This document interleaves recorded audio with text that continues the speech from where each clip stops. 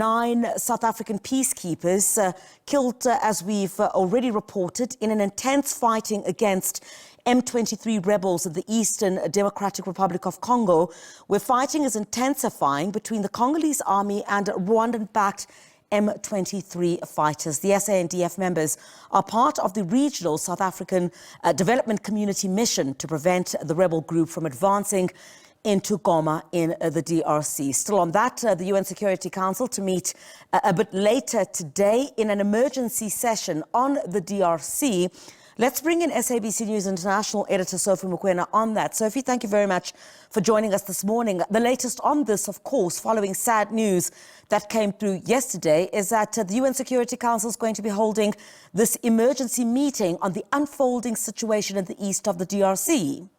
Yes, you are correct, Chriselle, that the UN Security Council as a institution or the body that has been given responsibility to maintain peace around the world will look at this issue. Recall that there was a deployment of the UN peacekeeping mission that would include the intervention force, particularly in the eastern part of the DRC, MONUSCO.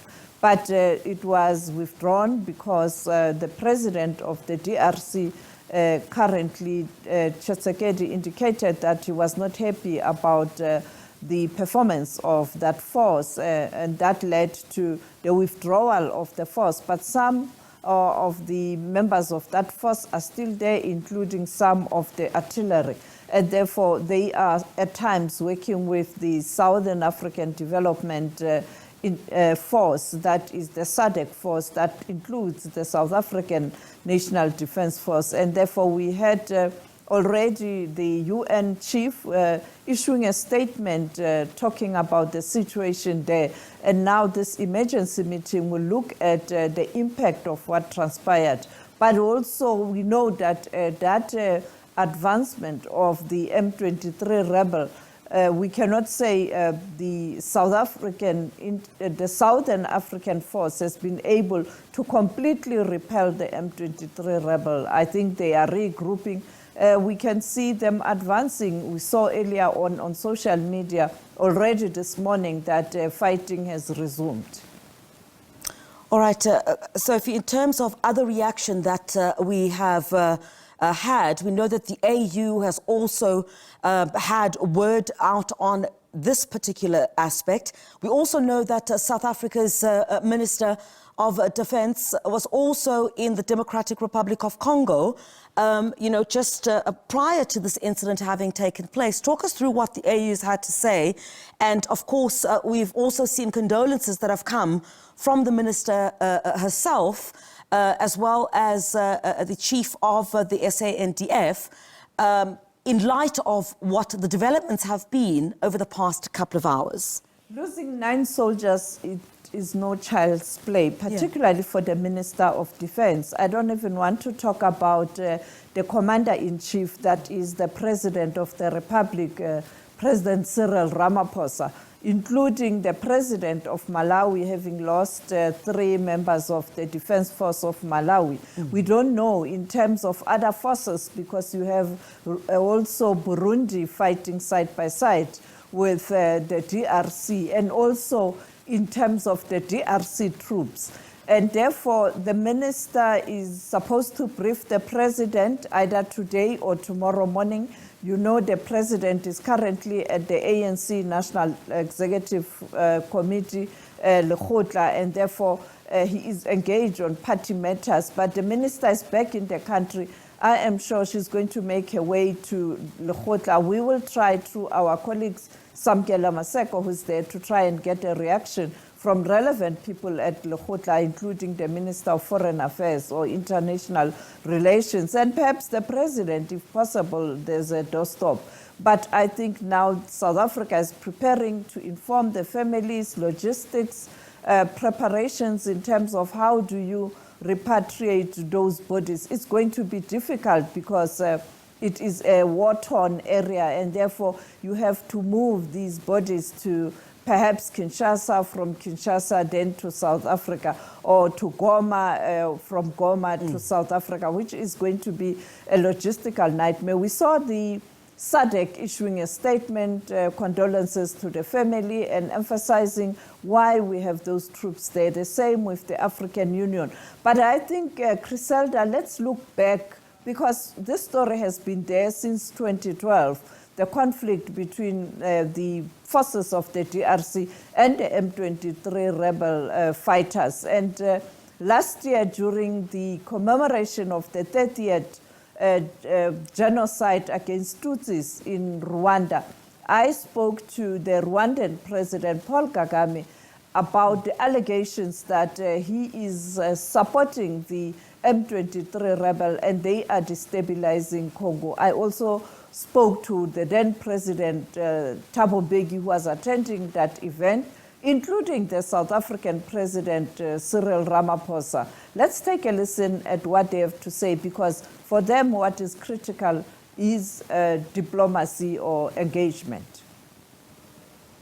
So why wouldn't Tshisekedi find it in himself? Even after accidentally becoming the leader of his country and later on forcing himself to be there, why can't he find it in himself to address the problems of his people? The M23 we're talking about is not just 1,000, 2,000 or 3,000 or whatever number with the arms fighting.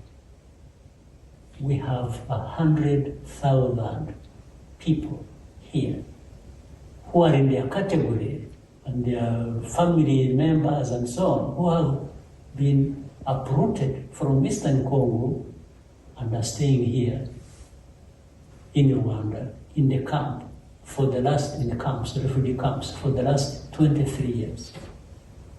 It's not the first time. This problem was there 2012, if you remember. The problem of M23 was born around 2012 because of the same history, this persecution, this. And we even went into facts of history. We said, how did these people who are attributed to being Rwandans come to be in Congo? Is it Rwanda that took them there? These areas of Eastern Congo, Masisi, around Rutshuru, wherever, there have been these people, they have their ancestral homes there. These are people, they were not, if you were to blame anybody, maybe you would blame colonialists. They're the ones who are responsible for that. During those years, we were ourselves becoming refugees. Some of those things were already established. This is part of what I'm trying to indicate, that, you see, I'm quite convinced, as were the presidents of Rwanda and the DRC when they signed an agreement, that you can't resolve the problem in the Eastern Congo by force of arms. You cannot. You can send in troops there and people will die, but it will not solve the problem. So I'm very, very sorry to hear this thing that these people have died from South Africa and other African countries. It really is very important, and that's what I would say if I was asked. Let's disengage the forces. They are there already, okay. Let's at least disengage them so there's no possibility of clashing. Because the clashing which is going to result in people dying for no reason. Just to separate them so they're far from each other, and then work to find this political solution. And I know I'm very, very glad that indeed President Ramaphosa are very committed to this pursuit of a political solution. And it certainly assured me about that. Very, very committed to finding a political solution. I think that's very, very important. But I think any situation which results in the deaths that you've mentioned should avoid that. It's unnecessary. We're wasting people's lives for no reason. A country that, because of our foreign policy, should be at peace with all countries in the world, because our remit is a better Africa and a better world. And South Africa should be always committed to having good relations with all countries in the world. And if there are problems and challenges, we must always be on the side of seeking solutions to whatever problems there are. And obviously, Sophie, at the time that you conducted this interview with the presidents and the former South African president, this had not happened. But starkly from what, former President Thabo Mbeki had said, the senseless killings that are taking place, you have a repetition of that now. What, for example, can the UN Security Council say this afternoon that they've not said already about this, in particular, the UN Chief Antonio Guterres? I think, Griselda, not much is going to come out of that meeting. There will be condemnation, call for peace, calls for cessation of hostilities.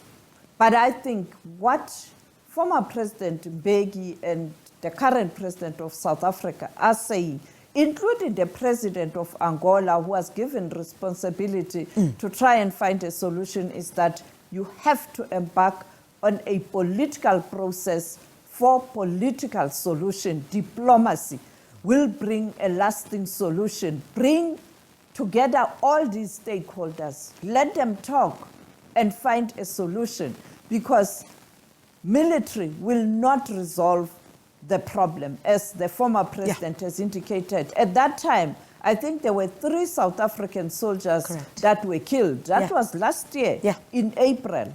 And now, he's been involved in this DRC question since South Africa democracy took root in 1994, starting with the former president Nelson Mandela mediating in the DRC and left it in the hands of Thabo Mbeki when he took office. You'd recall he brought all stakeholders, not only the Congolese, including those in the Great Lakes region, to Sun City for the Sun City talks. And they produced a proper document that was going to guide those stakeholders in that region, not only in Congo, in terms of what needs to be done. And that's what he's talking about. That agreement that was signed by Joseph Kabila at the time, and also the current president of Rwanda, Paul Kagame.